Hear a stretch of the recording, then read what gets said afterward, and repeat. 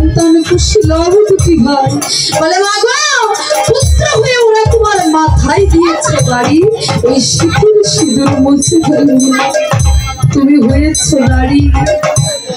সীতা দেবী কেঁদে কেঁদে বলছে ওরে পুত্র হয়ে তোরা আমার শীতল সিঁদুর মুছে দিলি রে আমার শীতে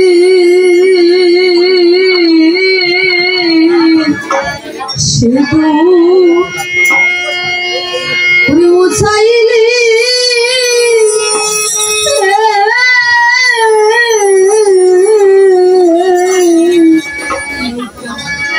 ওরে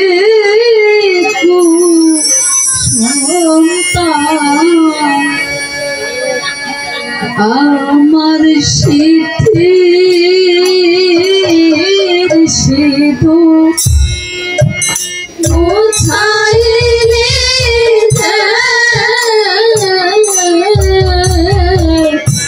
ওরে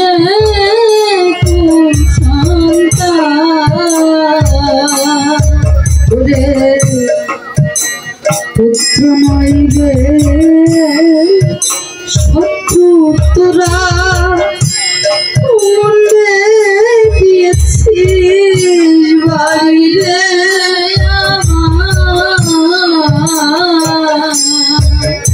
আমার শীতের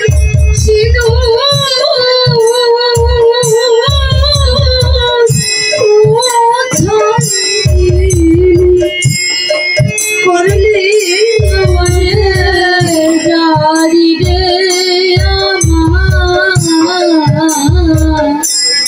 আমার শীতের সিঁদুর মুছাইলি রে ওরে কুসন্তান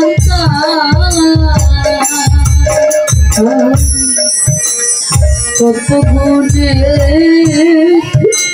পুত্র তোরা তুই জানে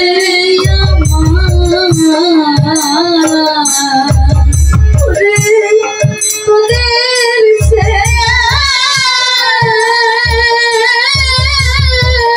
গুণের পুত্র আমার ওই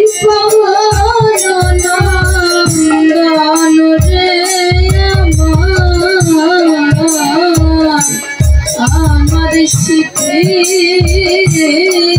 সিঁদুর মুছাইলি রে ওরে কুসন্তান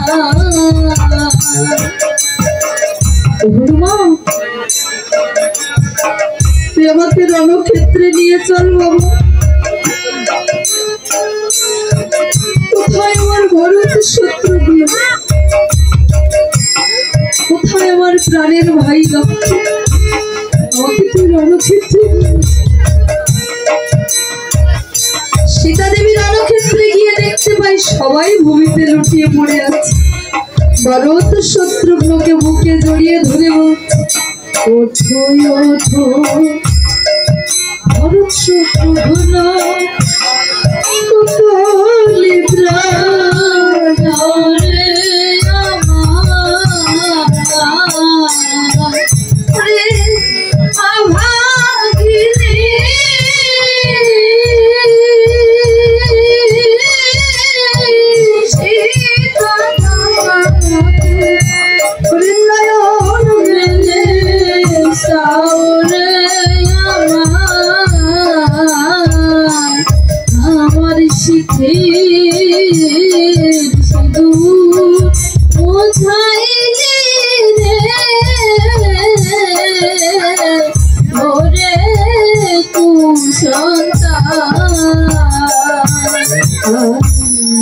লক্ষ্মণের ভোজে মাতা করিছে প্রাণ দহরে আমার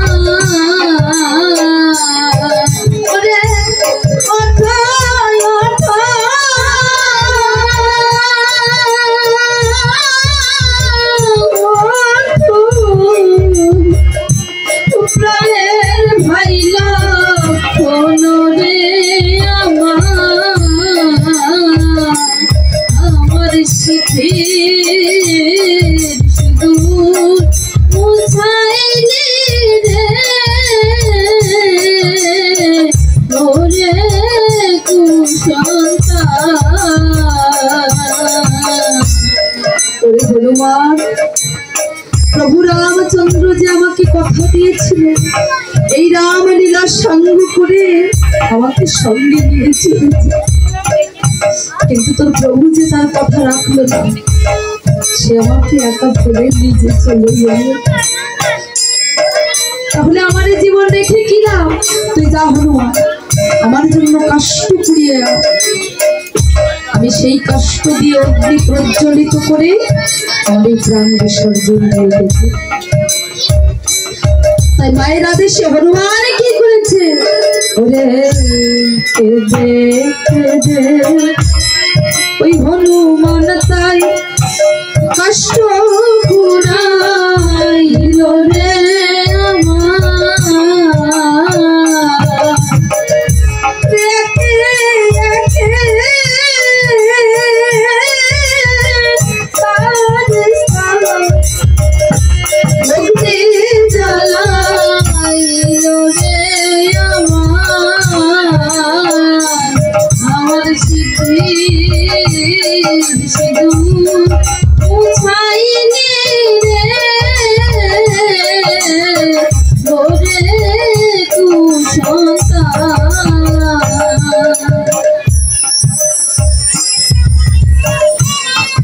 অগ্নি হাতে সীতা দেবী ঘরে সপ্ত পাখরে আমার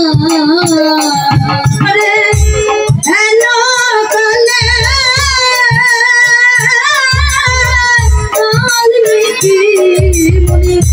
পিছনে দিল ডাগরে আমার সিদ্ধি দূর মুছাইনি রে ওরে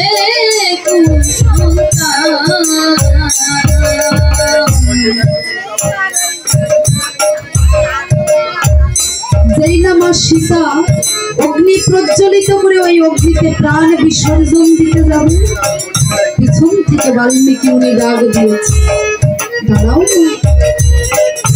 এ তুমি কি করছো? এ তুমি কি করছো? তুমি আত্মহত্যা করছো না গো মা? তুমি কি জানো না আত্মহত্যা যে মহাপাপ? তাছাড়া ভাগ্য এখানে যা কিছু হয়েছে সবচেয়ে আমার কথাই হয়েছে, তোমার কুশীলবের কোনো দোষ নেই। মা তুমি তোমার কুশীলবকে নিয়ে এক পাশে সরে যাও, আমি আমার কুমণ্ডলের জাল ছিটিয়ে সবাইকে জীবিত করে দেব। তাই বলি কি করেছে? আর কুমণ্ডলের জলমুনি সিটাইয়া দিল রে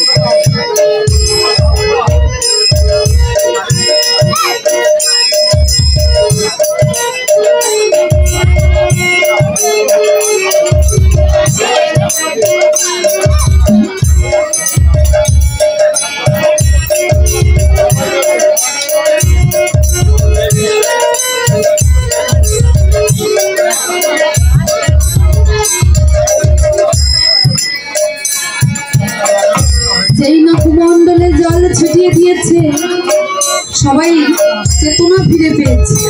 এবারে প্রভু রামচন্দ্র বাল্মীকি মুনিকে বলছে, মণি ঠাকুর, আমার বড় ভুল হয়ে গেছে। আমি আমার এই অশ্বমেধ যজ্ঞে সবাইকে নিমন্ত্রণ করেছি, বাদ দিয়েছি কেবল আপনি। মণি ঠাকুর, আমাকে আপনি ক্ষমা করে দিন, আর এই অযোধ্যায় গিয়ে আমার এই যজ্ঞের কাজ আপনি সমাপ্ত করুন। তাই মুনি আমার অযোধ্যায় ফিরে গিয়ে কি করলো? অশ্বমেধ যজ্ঞ মুনি সঙ্গ